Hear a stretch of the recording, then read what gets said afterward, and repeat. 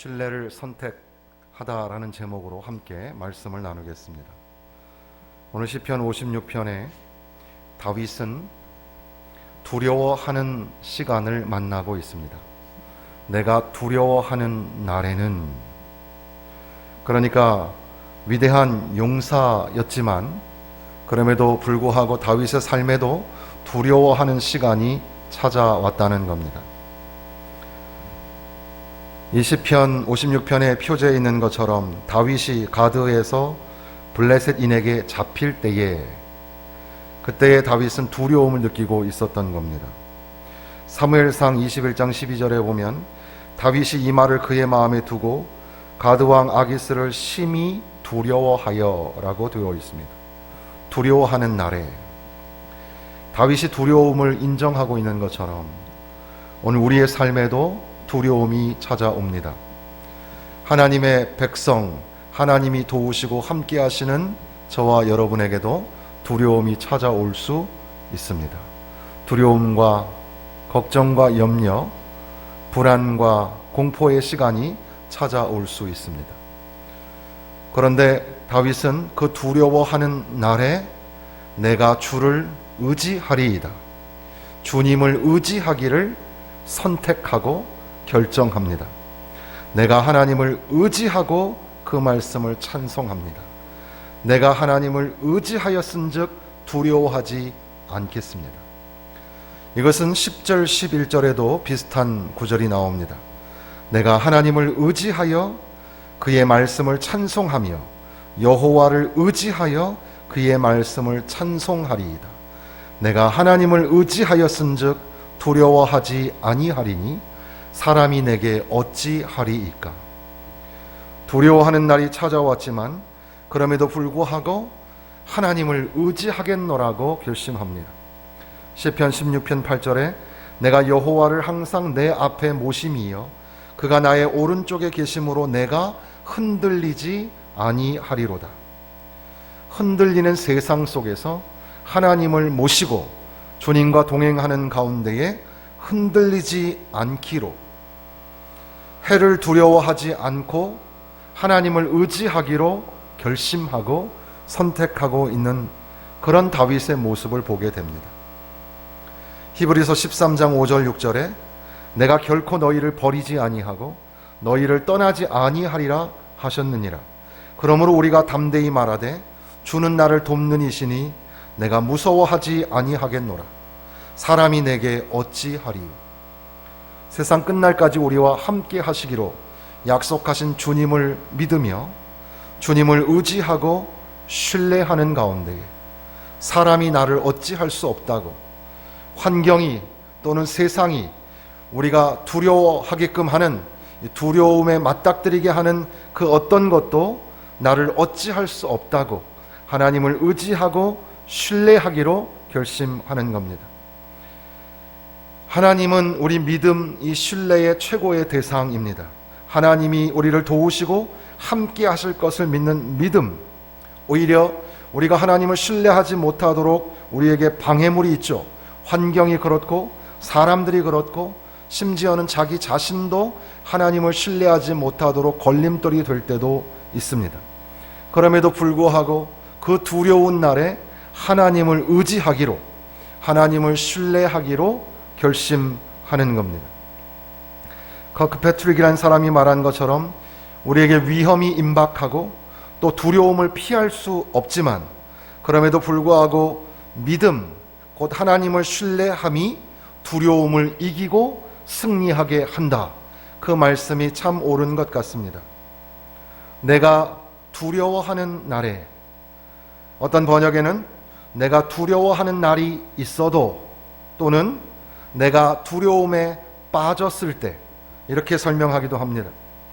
그렇게 두려움의 시간에, 두려움에 빠졌을 때, 두려움에 직면했을 때 시인 다윗은 하나님을 향한 신뢰를 가지고 구원해 주신다는 약속의 말씀을 가지고 하나님을 의지하고 하나님께 의지하여 기도하고 찬송하며 두려움을 극복하고 있는 겁니다. 그러니까 내가 두려워하는 날, 그날에 하나님을 의지하리라. 내가 위기 가운데 떨고 있지만 하나님을 의지합니다. 그리고 오히려 하나님을 의지하며 찬송하며 나아갑니다. 이 신뢰의 모티브가 이 시편 56편의 중심 사상이 되는데, 내가 두려울 때 하나님을 의지합니다. 내가 하나님을 의지하니까 두려움이 사라집니다. 바로 이것이 중요한 시편 56편의 노래가 되죠. 시편의 여러 편에서 이러한 문구가 등장합니다. 나는 두려워하지 않겠습니다. 나는 하나님을 의지합니다. 나는 하나님을 의지하기 때문에 두려워하지 않습니다. 이것이 또한 저와 여러분의 고백이 되어서 두려워하는 그날에 오히려 하나님을 의지하고 하나님을 신뢰하기를 결심하고 선택할 수 있기를 바랍니다. 다윗과 같은 위대한 용사도 사람들 때문에, 환경으로 인하여서 두려워하는 날이 있죠. 그럼에도 불구하고 다윗이 하나님을 신뢰하기를 선택한 것, 내가 주를 의지하리이다, 내가 하나님을 의지합니다, 내가 하나님을 의지하였은즉, 이렇게 여러 차례 반복하여 하나님을 의지한다고 고백하는 것처럼 우리에게도 두려워하는 시간이 있습니다. 사람으로 인하여, 상황과 사건들로 인하여 두려워합니다. 결국 이 팬데믹, 코로나로 인하여 우리에게 닥친 이 팬데믹도 사실은 그 전염병도 무서운 거지만, 그러나 우리가 영적으로 생각해 보면 그 이면에 팽배하고 있는 공포와 두려움을 간파하는 그런 영적인 안목이 필요합니다. 이렇게 우리에게 두려움이 직면하고 찾아오지만 하나님의 백성들은 하나님을 신뢰하고 하나님을 의지하기를 선택하고 결단해야 합니다. 자신을 의지하지 말아야 합니다. 사람을 의지하지 말아야 합니다. 환경을 의지하지 말고 오직 주님을 의지하고 하나님을 신뢰하며 살아가야 합니다. 하나님을 신뢰하는 것, 하나님을 의지하는 것이 무엇일까? 성경에는 여러 모양으로 설명하고 있지만 오늘 시편 56편의 맥락 속에서 몇 가지 힌트를 얻어본다면, 하나님을 의지한다는 게 뭘까? 하나님을 신뢰한다는 게 뭘까? 그것은 하나님 앞에 기도하는 삶입니다. 기도하는 삶이 하나님을 의지하고 신뢰하는 것이죠. 그래서 1절에 내게 은혜를 베푸소서라고 기도 문구로 시작을 합니다. 그리고 8절에는 나의 유리함을 주께서 계수하셨사오니 나의 눈물을 주의 병에 담으소서, 눈물로서 기도하며 나아갑니다. 9절에 보면 내가 아뢰는 날에 내 원수들이 물러가리니, 내가 아뢰는 날에, 내가 두려워하는 그날에 내가 하나님 앞에 아뢰겠다고, 기도하겠다고 말합니다. 바로 하나님을 의지하는 것, 하나님을 신뢰하는 것은 기도하는 삶입니다. 걱정이 찾아오고 염려가 찾아오고 불안과 두려움이 찾아오면 기도해야 합니다. 기도할 수 있기를 바랍니다. 혹시 우리의 삶에 기도가 지금 멈추어지고 기도가 줄어들었다면 하나님을 의지함이, 하나님을 신뢰함이 줄어든 것인지도 모릅니다. 하나님을 의지하는 마음으로 기도하며 나아갈 수 있기를 부탁을 드립니다. 또한 하나님을 의지하고 신뢰한다는 것은 찬송하는 삶을 의미합니다. 4절에 내가 하나님을 의지하고 그 말씀을 찬송하올지라. 10절에도 내가 하나님을 의지하여 그의 말씀을 찬송하며 여호와를 의지하여 그의 말씀을 찬송하리이다. 하나님을 의지하는 것과 말씀을 찬송하는 것이 대꾸적으로 기술되어 있습니다. 그러니까 하나님을 의지하는 것, 하나님을 신뢰하는 것은 하나님을 찬송하는 것, 하나님의 말씀에 의지하여 찬송하는 것을 의미합니다. 비록 우리의 입술이 마스크로 닫혀 있지만 그럼에도 불구하고 우리 입술로 하나님을 찬송하고 우리의 영으로 하나님을 노래하고 찬양하는 삶, 찬송하는 삶이 멈추어지지 말아야 합니다. 좋은 날에도 찬양하고 노래해야 되지만, 그러나 힘겨운 날에, 두려운 날에, 그런 날에도 하나님을 신뢰하기를 선택하고 오히려 그날에 입술을 높여서 하나님을 찬송하고 노래해야 합니다. 바로 그것이 하나님을 의지하는 사람의 삶의 모습인 겁니다. 여러분의 삶에 기도가 넘쳐나고 찬송이 넘쳐나시기를 주님의 이름으로 축원합니다. 또한 하나님을 신뢰하고 의지한다는 것은 무엇일까? 그것은 하나님께 예배하는 삶입니다. 그래서 12절에 보면 하나님이여 내가 주께 서원함이 있사온즉 내가 감사제를 주께 드리리니, 하나님 앞에 오히려 감사의 제사를 드리겠다고 말씀합니다. 하나님 앞에 감사의 제사로 나아가는 예배자의 삶을 회복하는 것, 예배를 빼앗기지 않는 것, 바로 이것이 하나님을 의지하고 하나님을 신뢰하는 것입니다. 분명히 코로나 사태가 세상에 이제 펼쳐지게 되었을 때에 우리 모든 나라들 그리고 모든 시민들은 국가에 협조하고, 그래서 방역 수칙을 잘 지키고 함께 따라가는 것은 매우 중요합니다. 그보다 앞서 나가지도 말고 그보다 뒤처지도 말고 잘 준수하며 따라가는 것은 굉장히 중요한 시민 정신이기도 합니다.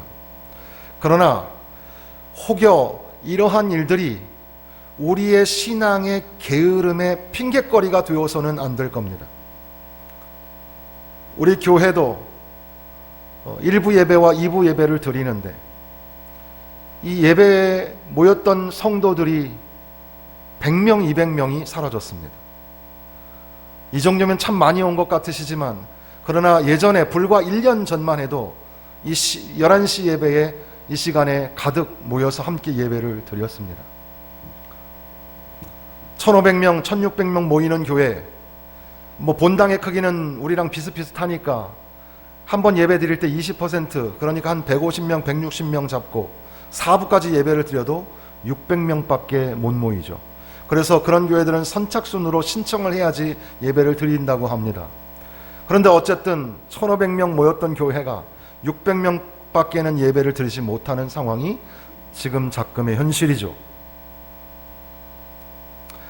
그런데 피치 못하고 부득이한 상황 속에서 예배를 드리지 못하는 그런 분들도 물론 있지만, 혹여 우리가 이 세상의 두려움에 직면하여서 두려움에 맞서지 못하고 예배를 빼앗기고 예배를 포기하고 있는 것은 아닌가, 한번 진지하게 고민해 보아야 합니다.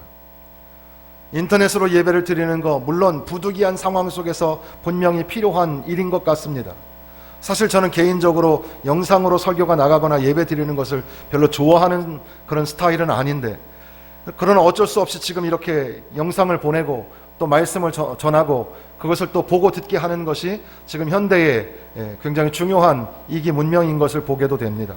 그러나 그것이 온전한 상황이 아니라 정상적인 상황으로 돌아가면 이렇게 함께 다 모여서 함께 교제하고 나누고 또 그리고 함께 예배하며 하나님의 임재를 만나고 경험하는, 말씀을 들으며 아멘으로 화답하는 그런 예배가 우리 가운데 회복되어져야 합니다.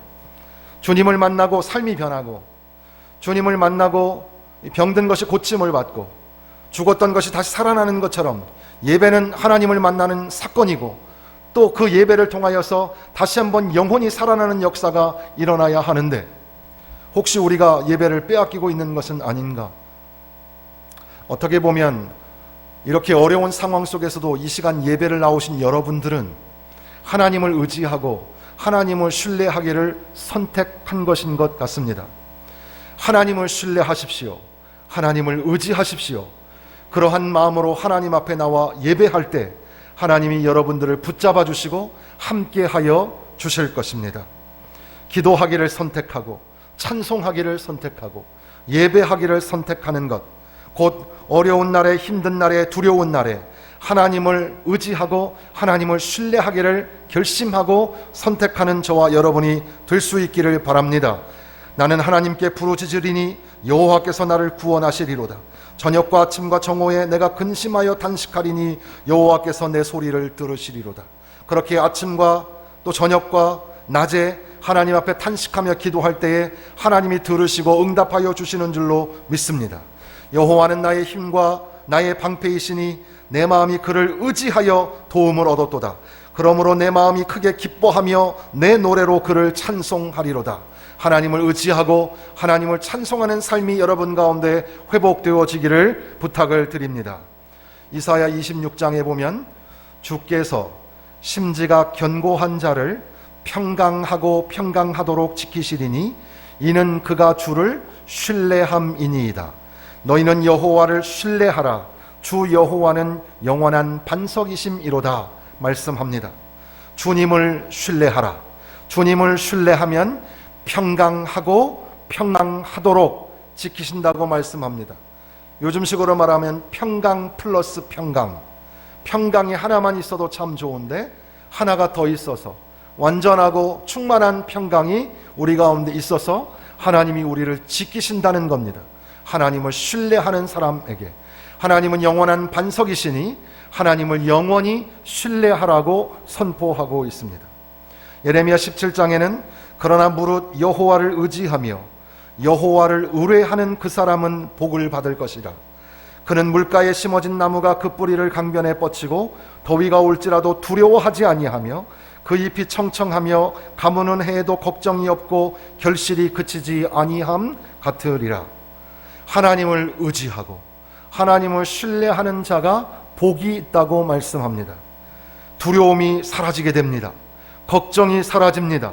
그리고 오히려 이 가무는 날에 더위에도 잎이 청청하고 결실을 맺는 형통하며 축복하는 삶으로 살아가게 된다는 겁니다. 나 같은 죄인 살리신 가사를 만든 존 뉴턴의 이 가사가로 만들어진 찬송가가 우리 지금 현재 우리가 보고 있는 찬송가에는 세 곡이 들어 있습니다. 나 같은 죄인 살리신, 그리고 시온성과 같은 교회, 지난 이래 동안에, 이게 다 존 뉴턴이 가사를 만든 건데, 이분은 노예상선의 항해사 또 선장도 했었던 사람이죠. 그런데 훗날 그가 이제 목사님으로, 그래서 버킹엄서 울리라는 곳에서 목회를 하게 되었고, 마지막에는 런던의 세인트 메리 울루스라는 교회에서 이제 마지막으로 긴 목회를 하고 끝나게 되는데, 그의 간증에 보면 어느 날 사모님이 중한 병으로 인하여 고통을 받았을 때 그 자리를 비울 수 없는 간호를 해야 되는 그런 상황, 그런데 또 동시에 목회자로서 설교를 해야 되는 상황, 그리고 또 신방을 다녀야 하는 상황이 겹쳐서 고통 속에서 어떻게 해야 될 것인가 고민하고 또 고민하다가 하나님 앞에 모든 것들을 맡기기로 하고, 하나님이 사랑하는 아내를 지켜주실 줄로 믿고 신뢰하고 의지하며 강단에 서서 설교를 하고 또 맡겨진 사명을 감당하게 됩니다. 그렇게 하나님을 신뢰하였을 때에 하나님이 기적처럼 그 사모님을 다시 살려주시고 회복시켜 주시는 역사가 일어나게 되었습니다. 물론 사모님이 존 뉴턴 목사님보다 먼저 돌아가시게 되는데, 평생 그렇게 어려운 상황에 맞닥뜨릴 때마다, 두려운 날이 찾아올 때마다 하나님을 신뢰하는 법을 배우게 되었고, 살아도 죽어도 하나님 앞에 영광, 하나님을 의지하는 법을 배우게 되어서 심지어는 그의 아내의 장례식 중에도 존 뉴턴 목사님은 설교를 감당하게 되었던 거죠. 하나님을 신뢰하기를 선택하여서 믿음으로 고난의 터널을 통과하였다는 그런 고백이 오늘 우리에게도 감동이 될 수 있기를 바랍니다. 인간의 발달 과정 속에서 인간의 그 인생의 변화의 시기마다 두려움이 찾아온다고 합니다. 그래서 두려움의 심리학이라는 것도 있고 두려움의 생물학이라는 책도 있습니다. 두려움은 상당히 우리 인간에게 있어서 매우 중요한 주제여서 실존주의 철학자였던 하이데거는 존재와 시간이라는 주제를 연구하였던 사람인데, 그에게 또 중요한 연구 주제는 불안과 두려움이었습니다. 그래서 인간 실존은 두려움 속에서 느껴지고 체험되게 된다는 그런 내용을 연구하기도 했었습니다. 우리 인간에게는 다양한 두려움이 있습니다. 실패할까봐 걱정하고 염려하는 두려움이 있다고 합니다. 무슨 일을 할 때 실패할까봐. 또한 죽음에 임박하여 죽음을 두려워하게 됩니다. 우리 모두 다 죽는데 체념하고 포기하지만 또 한편 어떻게 죽어야 하는지, 또 죽으면 어떻게 되는지 죽음에 대한 두려움을 가지고 있다는 거죠. 또한 우리가 지금 가지고 있는 것, 사람이나 물질이나 우리가 소유하는 것들을 잃어버릴까 봐 상실하게 될까봐 갖는 두려움도 있다고 합니다. 그리고 아직 찾아오지 않은 미래에 관하여서도 우리는 두려움을 가지고 있는 거죠. 두려움이 얼마나 가상적인 거면서도 또 굉장히 무서운 것인가를 보여주는, 여러분이 잘 알고 있는 유명한 사례 중에 하나가, 어떤 사람이 실제 사건으로 냉동실에 갇히게 되고 그 냉동실에 갇혀서 어떤 사람이 얼어 죽게 됩니다. 나중에 그 사람을 발견했는데 사실 그 냉동실에는 전기가 들어오지 않았습니다. 그러니까 냉동 효과가 없었던 그런 장소였습니다. 그럼에도 불구하고 그 문이 닫히고 그 안이 냉동실이라는 것을 직감하고 그 사람은 점점 추워서 동상으로 얼어서 죽게 됩니다. 두려움을 극복하기 위해서 세상의 심리학에서는 두려움에 맞서라, 두려움을 이해해라, 그래서 두려움과 인사하는 법, 이런 책도 있는 것 같습니다. 그리고 긍정적 사고를 가져라, 운동을 해라, 등등. 그래서 두려움이 확장되어서 불안 또는 우울증, 공황장애 이런 것들로 발전되지 않도록, 그래서 그렇게 치료하라고 심리학적인 기제를 통해서 치료하기를 권면하죠. 그것을 세세하게 정확하게 맞닥뜨려서 이 말씀을 대비할 수는 없지만, 그런데 내가 두려워하는 날에, 다윗이 내가 두려워하는 그날에 내가 주를 의지하리이다 라고 결심하고 선택한 것처럼, 오늘 우리가 두려워하는 날을 직면할 때에, 두려워하는 시간을 만날 때에 하나님을 신뢰하기를 선택해야 하는 겁니다. 브래던 매닝이라는 사람은 신뢰는 믿음 플러스 소망이라 그랬습니다. 믿음과 소망. 장차 주님께서 나와 함께하여 주셔서 나를 고쳐주시고 또 주님 앞에 서고 주님을 만나게 될 것이라고 하는 그 믿음과 소망이 바로 신뢰라고 하는 거죠. 그래서 신뢰는 하나님께 가는 거침없는 믿음의 길이라 그랬습니다. 과연 우리가 믿음으로 살고 있는가? 믿음의 걸음을 걷고 있는가? 바로 믿음의 걸음이 하나님을 의지하고 하나님을 신뢰하는 것이죠. 두려워하는 날에 하나님을 의지하기로 결심한 다윗처럼 인생의 두려운 시간에 하나님을 신뢰하고 선택하는 믿음, 소망, 그리고 나아가서 순종이, 하나님을 믿으니 또 나를 믿으라 하신 주님의 말씀에 순종하는 그 순종이 우리 가운데 있어서 하나님을 신뢰하고 의지함으로 말미암아 하나님이 지키시고 함께하여 주시는 은혜를 만날 수 있기를 바랍니다. 하나님을 의지하고 선택하는 그 기도, 여러분의 삶에 기도가 회복되고 또 하나님을 의지하고 선택하는 찬송이 다시 한번 회복되어서 하나님께 기도하고 하나님을 찬송하며, 그리고 또 하나님 앞에 결심하고 결단하여 나아가 예배하는, 하나님께 예배하는 예배자가 되셔서 그렇게 하나님을 의지하고 하나님을 신뢰하기를 선택함으로 말미암아 두려움이 사라지고 오히려 주께서 주시는 평강과 안전과 형통의 길에 들어설 수 있기를 주님의 이름으로 축원합니다. 이제 오늘 그리고 또 한 주간을 살아갈 때에 우리의 삶에 추상적인, 때로는 실제적인 두려움이 우리에게 찾아올 겁니다. 그럼에도 불구하고 그 두려워하는 그 시간에, 두려워하는 그날에 내가 주를 의지하리이다. 내가 주를 의지하여 싸우니 사람이 내게 어찌하오리까. 4절 끝에 보면 수사 의무문이라고 하죠. 사람이 내게 어찌하리이까. 11절에도 사람이 내게 어찌하리이까. 한번 따라해 보시겠습니다. 사람이 내게 어찌하리이까. 사람이, 환경이 나를 두렵게 하는 그 어떤 것이 나를 어찌할 수 있겠습니까? 하나님이 나와 함께 하시고 하나님이 나를 도우시고 그리고 하나님을 신뢰하기로 내가 결심하고 선택하였는데, 그래서 하나님께 기도하고 찬송하고 예배하며 살아가는데 사람이 내게 어찌하겠습니까? 그 무서운 환경이 내게 어찌하겠습니까? 하나님을 의지하오니 하나님이 나를 붙잡아 주시옵소서. 이러한 굳건한 믿음을 가지고 하나님을 찬송하며 주님을 바라보며 승리하는 그런 거룩한 삶의 여정이 한 주간 다시 한번 시작되기를 주님의 이름으로 축원합니다.